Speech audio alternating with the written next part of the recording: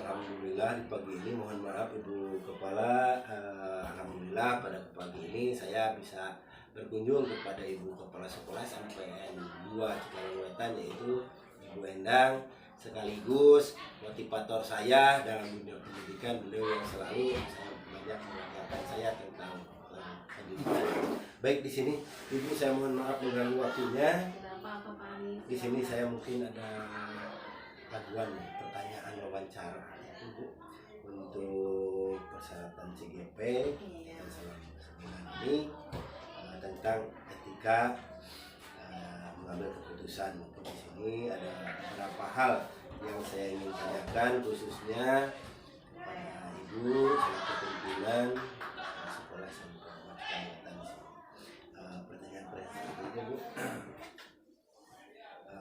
terkait keputusan khususnya mengenai kasus dilema etika. Apakah Ibu pernah mengalami kasus dilema etika di sekolah, Ibu? Sebelum dijawab ya Pak Arif ya, selamat buat Pak Arif yang sekarang sedang melaksanakan pendidikan guru penggerak ya, angkatan ke-9. Luar biasa, sukses terus ya Pak Arif. Amin, amin. Iya. Nah tadi pertanyaannya, apakah saya sebagai pimpinan pernah merasakan atau ya tentang kasus dilema etika? Tentunya ada Pak Arif ya, ada.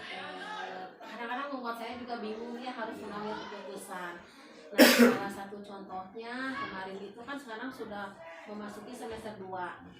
Semua anak-anak itu kan sudah memakai baju olahraga, baju batik ya, lalu juga baju koko khas sekolah. Tapi ada beberapa anak yang belum sama sekali memakai baju olahraga.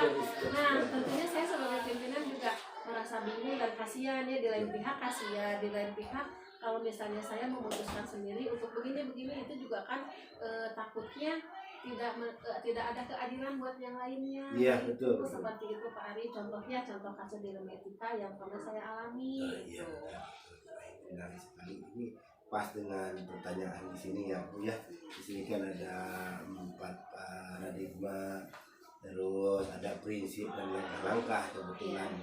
Jadi di sini pertanyaan pertama saya, selama ini bagaimana Anda mengidentifikasi kasus-kasus yang merupakan dilema etika atau bujukan moral? Kalau dilema etika tentunya rasa kasihan gitu ya terhadap anak.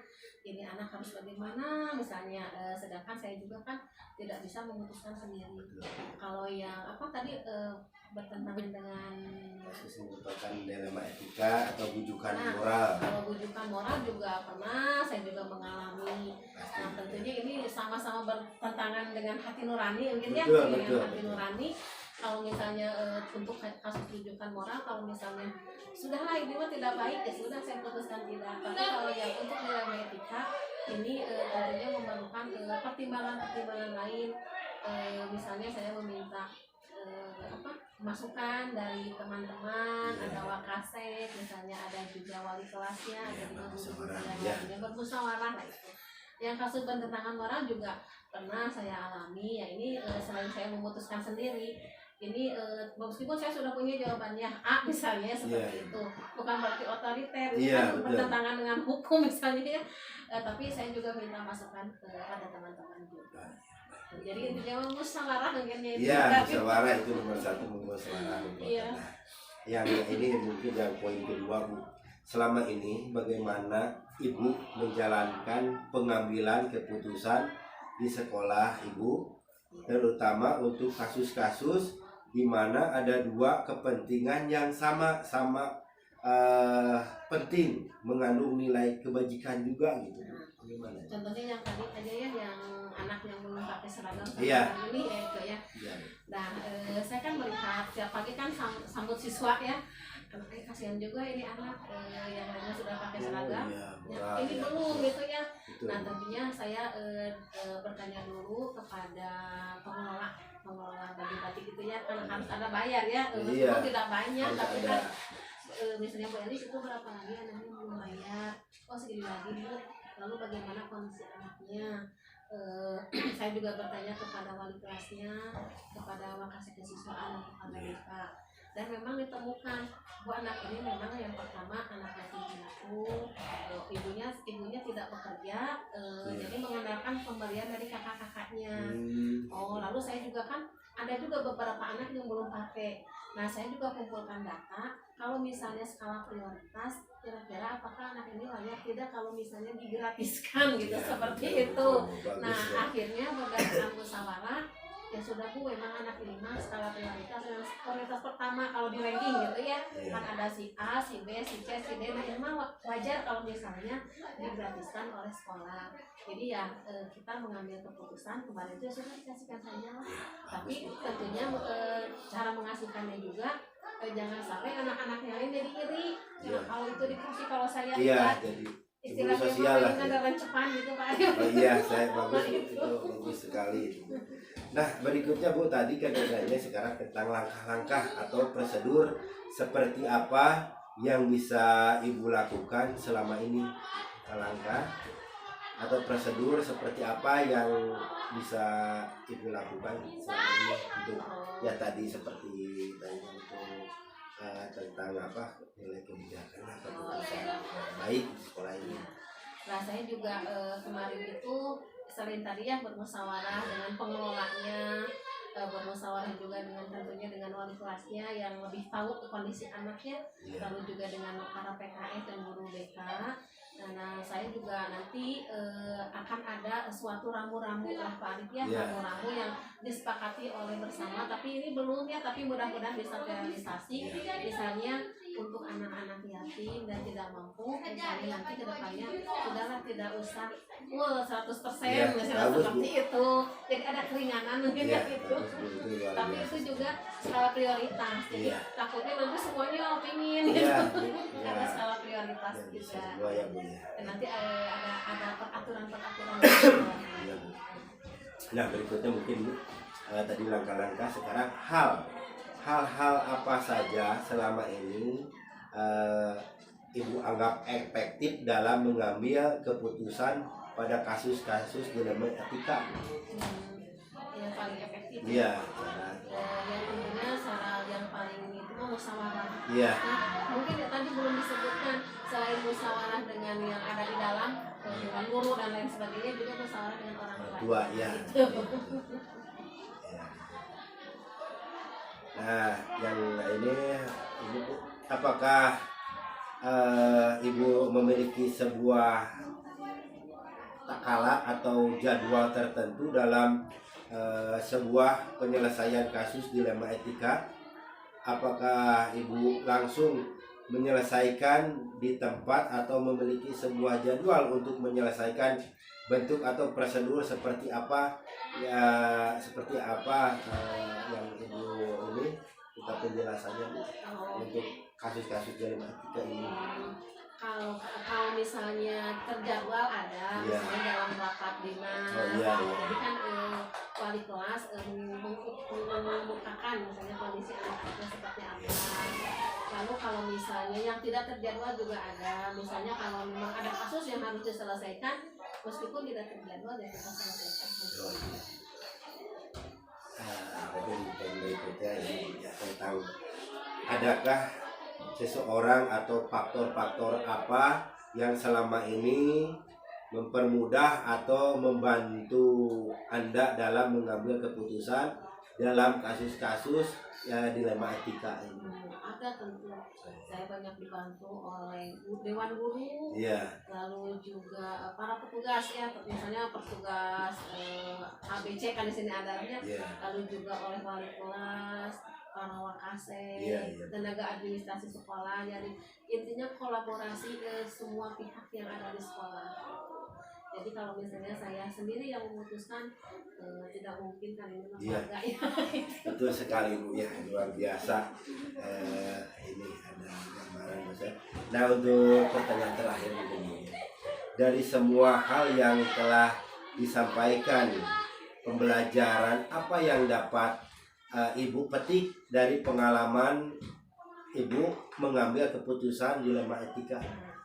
Pelajaran yang saya petik ya, tentunya ya intinya dengan musyawarah, dengan kolaborasi, insya Allah masalah apapun bisa diselesaikan gitu.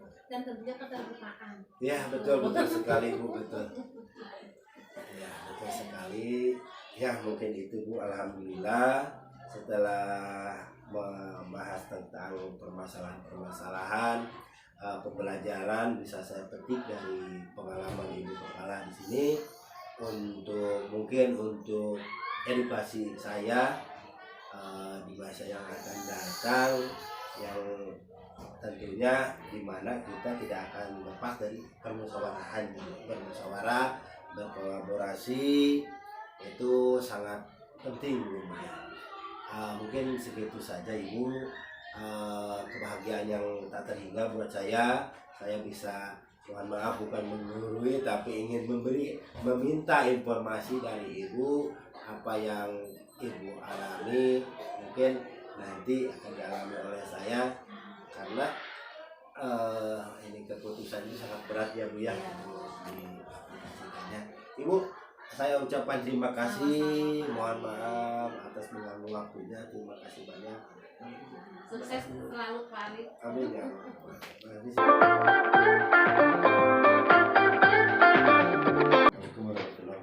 Waalaikumsalam warahmatullahi wabarakatuh. Izin Bapak Kepala, saya meminta ini untuk tugas CGP, di mana mungkin ada pertanyaan-pertanyaan yang akan saya tanyakan kepada Bapak. Sebelumnya untuk Bapak memperkenalkan diri. Ya. Terima kasih Pak Arifin. Nama saya Asep Gunawan, sebagai Kepala Sekolah di SMPN 4 Cikalongwetan dan ditugaskan menjadi Kepala Sekolah di sekolah ini sejak tahun 2018 sampai hari ini. Itu perkenalan kelas. Terima kasih. Alhamdulillah ada beberapa hal terkait ini Pak, pengambilan keputusan khususnya mengenai kasus dilema etika. Apakah Bapak pernah mengalami kasus dilema etika di sekolah? Seperti contohnya? Seperti mengambil keputusan atau istilahnya ada siswa yang seperti kemarin Pak, ada yang belum bayar kaos tapi di sisi lainnya kita harus memberikan kaosnya gitu. Oh iya. Terima kasih Pak Arifin. Sebagai kepala memang setiap apa yang dikatakan baik formal maupun non formal suka dijadikan rujukan. Iya betul. Berbeda manakala menjadi guru, ketika kita obrolan bebas tidak merupakan suatu kebijakan. Tetapi yang namanya kepala sekolah harus berhati-hati berucap, karena apa yang disampaikan oleh kepala sekolah itu suka menjadi tafsiran para guru itu adalah satu kebijakan. Nah, sering kami mengalami ketika menjadi kepala sekolah hal-hal yang sifatnya dilematik antara keputusan A dan keputusan B ya. Sebagai salah satu contoh, ketika siswa yang bermasalah pada saat kenaikan kelas, wali kelas mengharapkan bahwa siswa yang bermasalah itu dinaikkan. Sementara guru yang lain kontra dengan wali kelas. Kalau guru mengharapkan tidak dinaikkan untuk pendidikan anak dan dampak ke anak yang lain. Nah, pada saat itu berargumenlah kepala sekolah, sebab antara wali kelas dan guru menyerahkan keputusannya ada di kepala sekolah. Itu seperti itu. Betul ya Pak, terima kasih sangat jelas. Sekarang ini Pak, selama ini bagaimana Bapak dapat mengidentifikasi kasus-kasus yang merupakan dilema etika atau bujukan moral? Mengidentifikasinya saya di lapangan ketika masalah itu muncul, masalah contoh waktu kenaikan kelas, saya pribadi sebagai kepala sekolah menganalisisnya tidak dari satu sisi ya. Betul. Jadi berbagai sisi. Misalnya kalau guru membahas tentang kehadiran, itu toh guru itu kehadiran, bahwa dia itu wajib divonis tidak naik karena kehadirannya jelek di sekolah. Tetapi kepala sekolah mengidentifikasi masalah tersebut dilihatnya dari berbagai hal. Ketika anak tidak sekolah, mungkin saja anak tidak sekolah itu karena tidak punya transport. Iya. Atau mungkin sakit, atau tempatnya jauh, atau misalnya ketika anak pada jam sekolah, orang tua karena alasan ekonomi dia minta ke anaknya supaya membantu orang tua sehingga dia tidak sekolah. Setelah diidentifikasi secara jelas dari berbagai faktor, barulah kepala sekolah memberikan kebijakan. Ya. Jadi tidak hanya satu sisi. Iya, bagus, betul sekali Pak. Nah, mungkin pertanyaan berikutnya ini Pak. Selama ini bagaimana Bapak menjalankan pengambilan keputusan di sekolah Bapak, terutama untuk kasus-kasus di mana ada dua kepentingan yang sama, benar-benar sama-sama ada kebaikan, nilai kebajikannya. Ketika dihadapkan pada keputusan yang dua-duanya ada kebaikan, ya. Contohlah, ketika dinaikkan ada kebaikannya bagi anak. Ketika tidak dinaikkan ada kebaikan bagi sekolah. Nah, yang kami lakukan ketika menghadapi permasalahan tersebut, yang pertama jelas kepala sekolah tadi disampaikan menganalisis sendiri. Kemudian yang kedua, kita juga harus menghargai kebersamaan dalam forum rapat gitu ya. Nah, jalan satu-satunya yang terakhir ketika ada kebimbangan seperti itu, maka yang dikedepankan adalah hasil musyawarah mufakat. Karena ketika ada hasil musyawarah mufakat, kita mempertanggungjawabkan keluar itu enak. Ya, bahwa kebijakan itu muncul tidak hanya dari kepala sekolah saja, akan tetapi didukung oleh yang lain. Iya, terima kasih Pak. Sekarang paling ini Pak, langkah-langkah atau prosedur seperti apa yang bisa Bapak lakukan selama ini terhadap suatu kebijakan? Iya, terhadap kebijakan. Selama ini yang kami melakukan kebijakan di sekolah, tidak terlepas bahwa kepala sekolah itu ada jenjang secara struktural ya. Ketika menetapkan suatu kebijakan A, B, C, itu terlebih dahulu yang namanya kepala sekolah ada yang disebut organisasi. Organisasi tingkat kabupaten ada yang disebut dengan MKKS, tingkat subrayon adanya subrayon, dan bahkan antar kepala sekolah secara pribadi. Ketika menetapkan kebijakan A, B di sekolah, setidaknya ada pedoman yang bisa mempedomani dari tingkat kabupaten, subrayon maupun antar kepala sekolah. Sehingga ketika kebijakan itu muncul, biasanya kan guru suka bereaksi ya, reaksi baik ataupun kurang baik. Tetapi kalau ada kebijakan yang sama dengan kebijakan di sekolah yang lain, biasanya guru bisa menaungi. Jadi ada kerjasama antar kepala sekolah. Iya, baik. Terima kasih. Nah, sekarang hal-hal apa saja selama ini Bapak anggap efektif dalam mengambil keputusan pada kasus-kasus dilema etika? Hal-hal yang efektif tentunya yang paling efektif, dan karena yang merasakan itu adalah di sekolah gitu ya, terlepas dari kebijakan atau keputusan apapun dari tingkat atas baik subrayon atau MKKS, yang lebih efektif adalah manakala kebijakan itu memberikan manfaat bagi warga sekolah dan mendapatkan dukungan dari warga sekolah. Itu yang paling utama. Iya. Nah, sekarang Pak, apakah Bapak memiliki sebuah patokan atau takanan atau jadwal tertentu dalam sebuah penyelesaian kasus dilema etika? Apakah Bapak langsung menyelesaikan di tempat atau memiliki sebuah jadwal untuk menyelesaikan bentuk atau prosedur seperti apa gitu Pak? Terkait dengan penentuan kebijakan, kami mempunyai berbagai cara. Yang pertama, berdasarkan pengalaman bahwa ketika menghadapi kasus ini, kepala sekolah mengambil kebijakan ini. Nah, ketika dihadapkan dengan permasalahan itu, ada beberapa kasus yang semestinya hari itu diputuskan.